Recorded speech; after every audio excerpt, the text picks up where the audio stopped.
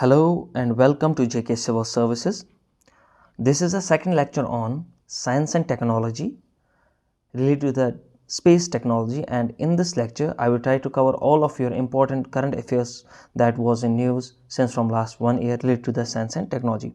So let's start from the first topic, that's about the radioisotope thermoelectric generator, and these are also known as called as RTGs. What are these RTGs? These RTGs are source of energy.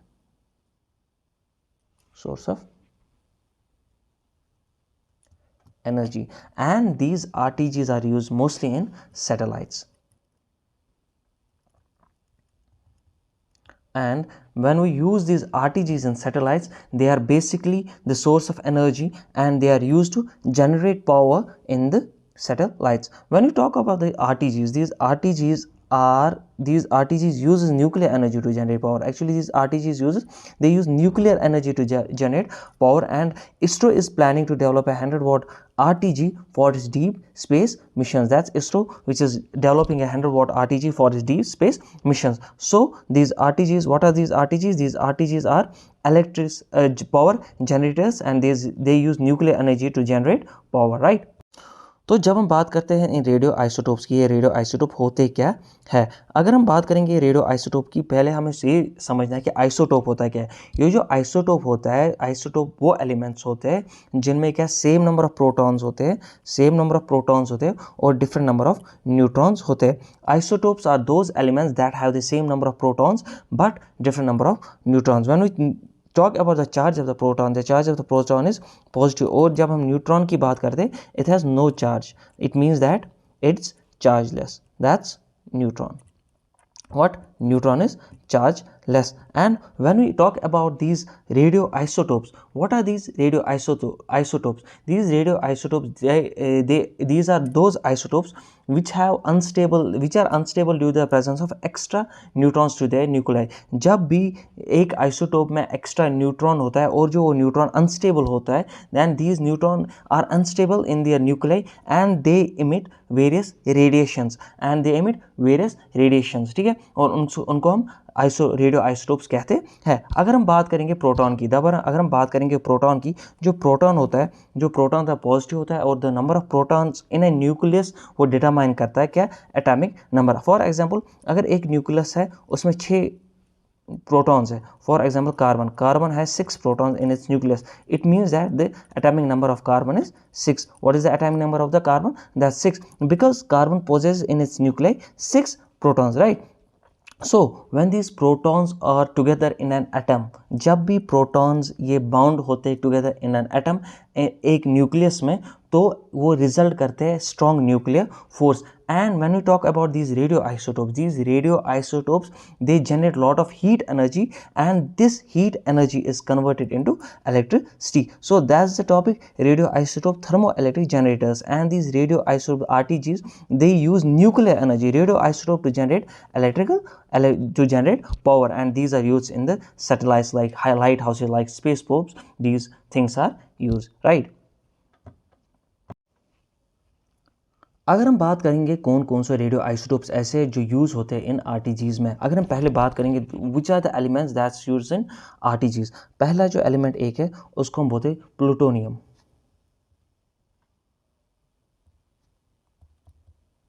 So plutonium is used. Second, curium is used. Third, strontium is used.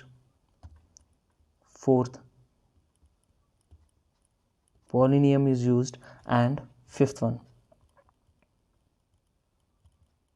americium is used. So what are the elements that are used in the RTGs? These are plutonium, curium, strontium, polonium, and americanium. These are the elements that are used in RTGs. So this is all about RTGs, that's radioisotope thermoelectric generator. अब कुछ जानते हैं gamma ray burst के बारे में, and this gamma ray burst that way in news. अगर हम gamma ray burst की बात करेंगे, ये जो गामा रे बर्स्ट है, these are brightest and most powerful,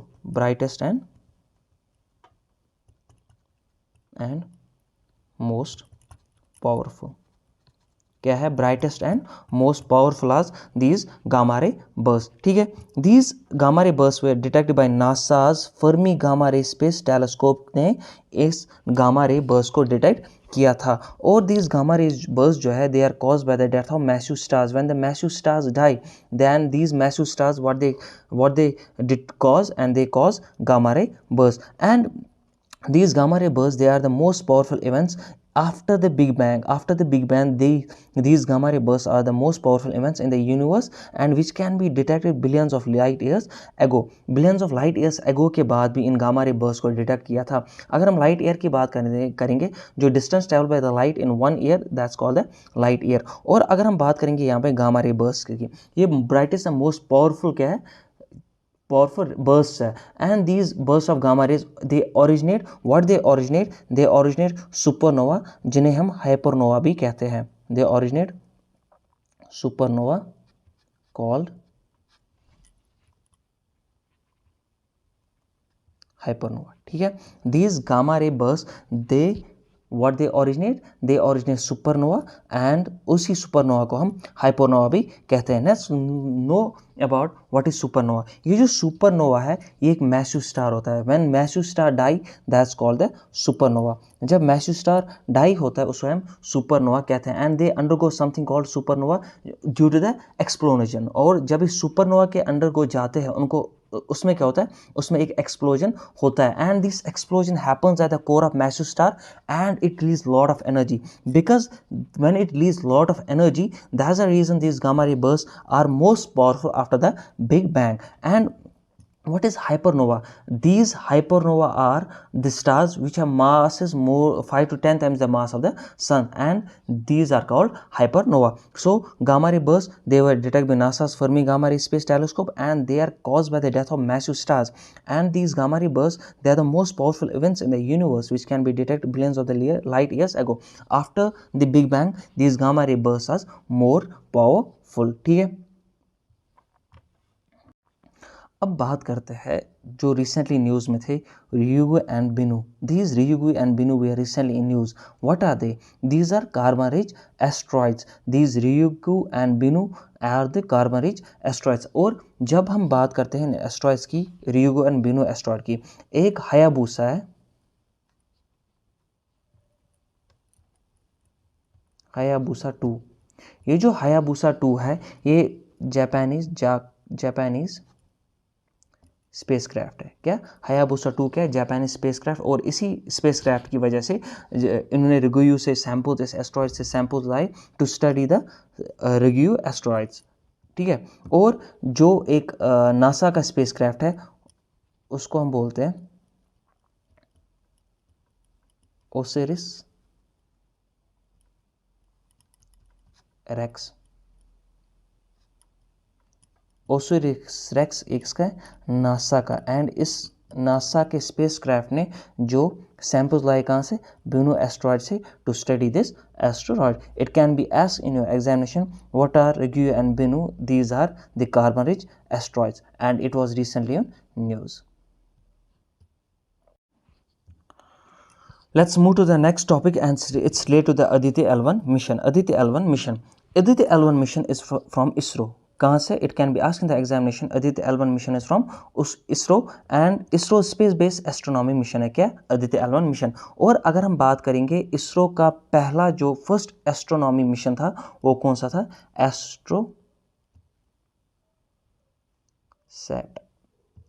जो एस्ट्रोसैट है, AstroSat was the first space based astronomy mission of the ISRO and this Aditya L1 mission is also from the ISRO, ठीक है।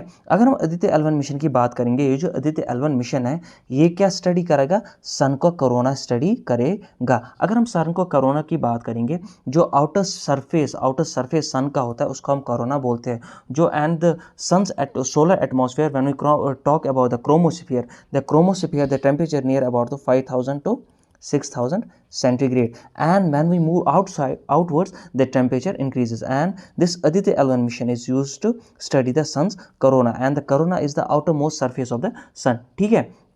जो भी है ग्राउंड सपोर्ट जो Aditya L1 mission को प्रोवाइड करेगा, that will be provide by the ARIES. What is ARIES? ARIES is the Aryabhatta research institute of observational sciences. Aryabhatta Research Institute of Observational Sciences. This ARIES organization will provide the ground support for Aditi L1. And what is L1 here? That's Lagrangian point 1. It means that the Aditi L1 mission that will put in the Lagrangian point 1. I already just have mentioned and discussed in the lecture in first lecture that we have 5 Lagrangian points. That's L1, L2, L3, L4 and L5. जब हम L1, L2, L3 की बात करेंगे, ये जो L1, L2, L3 Lagrangian point है, यह क्या है? अनस्टेबल. और जब हम L4 और L5 की बात करेंगे, ये क्या है? स्टेबल. ठीक है. So this Aditi L1 mission is put at the Lagrangian point 1.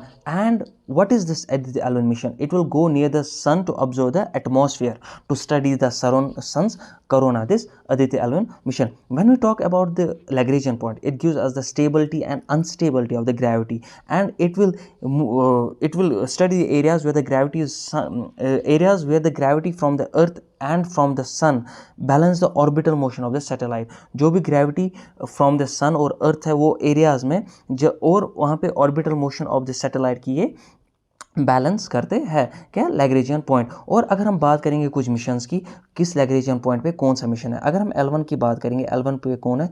Aditi L1 mission is at L1, that's Lagrangian point 1. और अगर हम L2 की बात करेंगे, पहले लेक्चर में भी पढ़ा था, दैट्स जेम्स वेब टेलीस्कोप.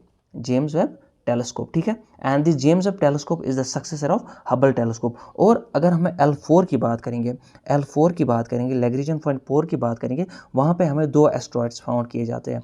कौन कौन सा एस्ट्रॉइड है? एक तो वहाँ पे 2010 TK7 एक एस्ट्रॉइड है, और 2020 XL5 एक एस्ट्रॉइड है. सो at Lagrangian point 1 we have Aditi L1 mission, at Lagrangian point 2 we have James Webb, and at Lagrangian point 2 asteroids are found. That's asteroid 2010 TK7 and 2020 XL5.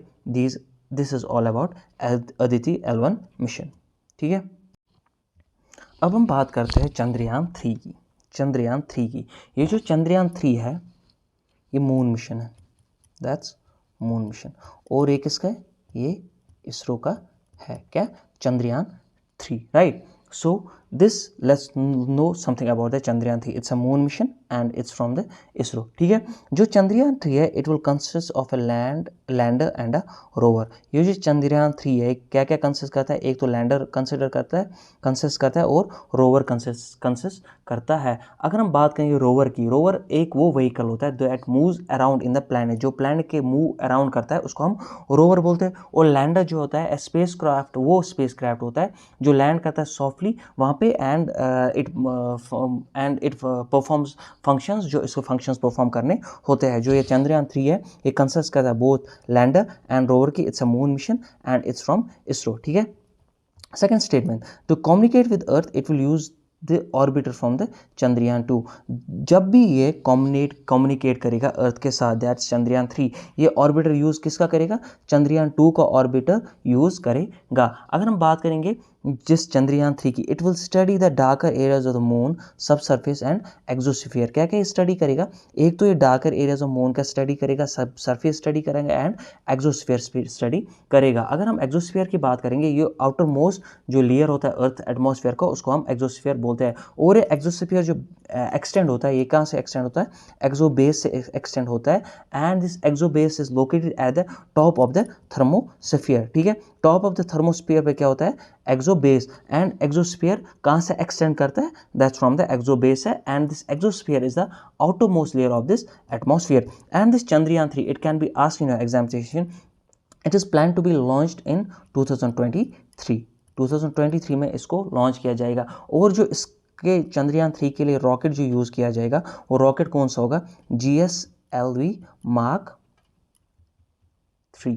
GSLV Mark 3 is a rocket जो चंद्रयान 3 को वहाँ तक लेगा. और geosynchronous satellite launch vehicle. और जो GSLV जो satellites है, ये यूज़ किए जाते हैं फॉर कम्युनिकेशंस. एंड अगर हम PSLV की बात करेंगे, जो PSLV सैटेलाइट्स है वो यूज़ के लिए जाते हैं, अर्थ ऑब्जर्वेशन के लिए किए जाते हैं, रिमोट सेंसिंग सैटेलाइट्स के लिए किए जाते हैं। बट इन दिस चंद्रयान 3, ये जो मून मिशन है इसरो का, इसमें क्या यूज़ किया जाएगा, इसमें जो रॉकेट यूज़ किया जाएगा वो GSLV Mark 3 है, and this will communicate with the Earth, that's Chandrayaan 3, and it will use orbiter from Chandrayaan 2 to just communicate with the Earth, and this is all about the Chandrayaan 3 and it's a plan to be in 2023. ठीक है। Torsion asteroid जो है ये recently seen किया गया था, कहाँ पे, न्यूज़ में सीन किया गया था, कौन, टॉर्जन एस्ट्रॉयड्स। अगर हम टॉर्जन एस्ट्रॉयड्स की बात करेंगे, ये क्या है, constant companion to planets in our solar system. और ये टॉर्जन एस्ट्रॉयड्स कहाँ पे फाइंड किए जाते हैं, they are find highest trojan asteroids in Jupiter. कहाँ पे, जुपिटर। ठीक है, कौन, trojan asteroid, these are the constant companions to planets in our solar system. और एक मिशन है नासा का जिसे हम लूसी मिशन कहते हैं, Lucy mission is from NASA and it's to be planned in 2023 like that of Chandrayaan 3, that's from ISRO। और जो लूसी मिशन को है इसको क्या करना है, इसको स्टडी करना है। This Lucy mission has to study trojan asteroid of Jupiter. So remember this thing that the Lucy mission is from NASA and it's planned to be in 2023। और इस Lucy mission का काम क्या है, इसको ट्रोजन एस्ट्रॉयड जुपिटर को study करना है। और जो ये ट्रोजन एस्ट्रॉयड्स है ये कहाँ पे फाउंड किए जाते हैं, that are found in the Jupiter and these are highestly found in Jupiter, और these are constant companion to planets in our solar system. This is was recently seen is news, that's Trojan asteroid. अब हम बात करेंगे geomagnetic storm की।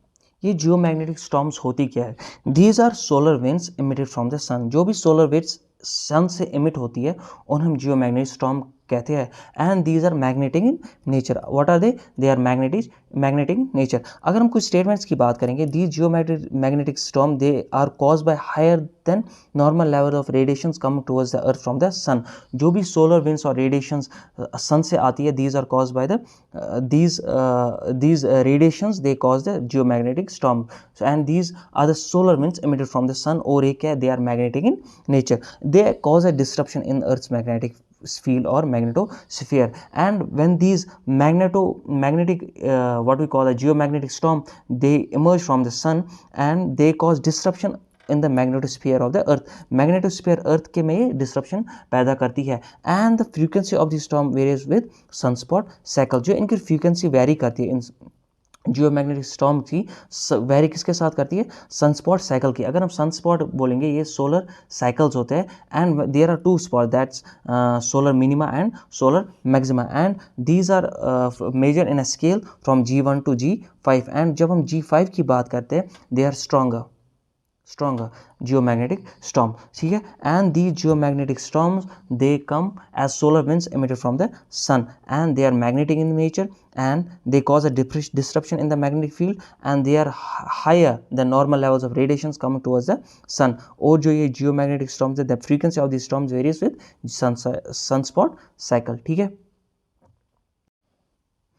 हम बात करेंगे Indian neutrino observatory की, क्योंकि इंडियन न्यूट्रिनो ऑब्जर्वेटरी जो है ये रिसेंटली सीन किया गया था न्यूज़ में, ठीक है। अगर हम पहले न्यूट्रिनोज की बात करेंगे, अगर हम न्यूट्रॉन्स की बात करेंगे, these neutrinos they exist since the birth of the universe है, दीज न्यूट्रॉन्स है। अगर और हम देखेंगे यूनिवर्स में कितनी परसेंट है न्यूट्रिनोज प्रेजेंट है, 0.3% of the neutrons are present in the universe, and these neutrons है ये चार्जलेस है, दीज आर मासलेस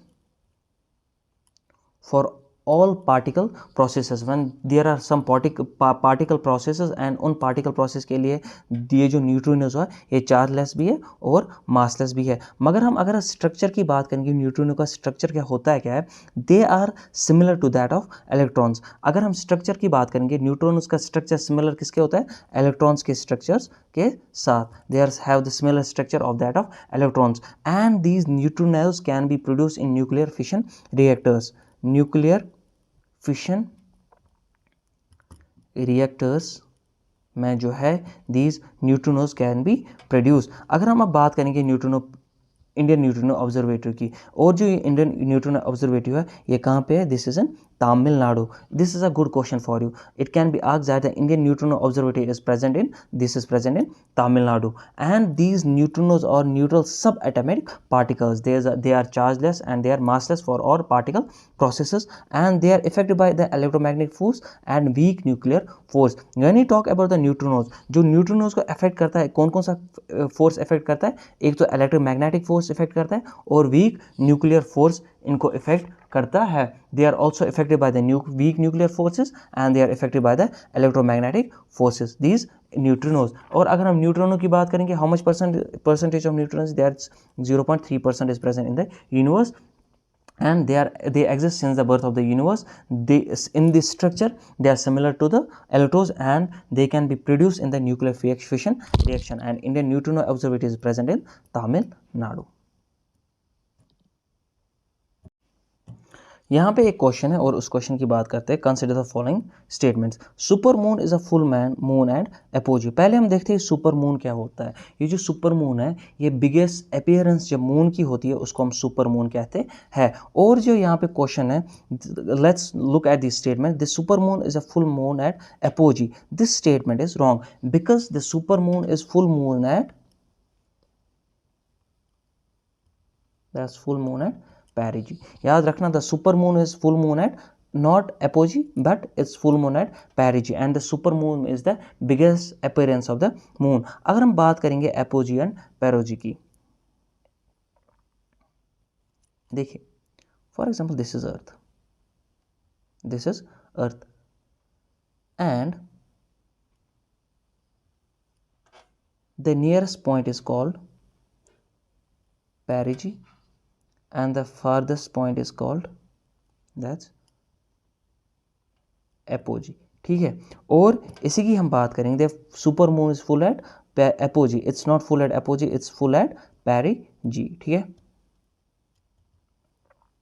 दूसरा, blood moon occurs at total lunar eclipse. ये जो ब्लड मून है this occurs at total lunar eclipse. This statement is correct. और this blood moon is red, this appears red in color, that's the reason it's called as blood moon. This statement is correct. And blue moon occurs twice a month. This statement is wrong. Blue moon occurs when two full moons in 1 month, that's called the blue moon. Two full moons in 1 month, that's called blue moon. This statement is wrong. So which of the following statements are correct? This following statement is correct. That's only 2 is correct. Super moon, the biggest appearance of the moon and it's full at perigee, and the blood moon occurs at the total lunar eclipse, that's true, and this appears red in color, that's the reason it's called as blue moon, and blood moon. And the blue moon occurs twice a month. The blue moon, 2 full moons in 1 month is called a blue moon. So the second statement is correct.